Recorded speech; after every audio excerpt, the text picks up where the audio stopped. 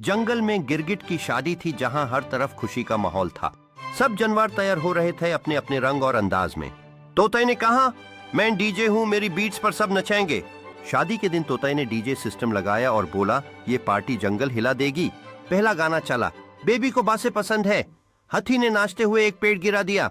फिर बंदर ने स्टंट दिखाया, गिर गया और सब हंस हंस के लोटपोट हो गए। गिरगिट ने रंग बदलते हुए कहा, ये मेरी लाइफ की सबसे कलरफुल शादी है।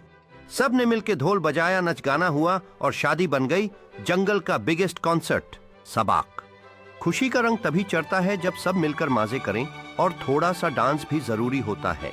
इस शादी ने सबको ये सिखाया कि दोस्ती और मिलजुल कर खुश रहने से जिंदगी और भी रंगीन हो जाती है। और इसी तरह जंगल में न सिर्फ एक शादी हुई बल्कि एक नई दोस्ती और खुशियों का सिलसिला शुरू हुआ।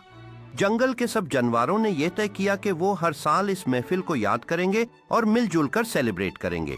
इसी तरह गिरगिट और तोते की शादी ने सबको दिखाया कि असल खुशी साथ मिलकर जीने में है।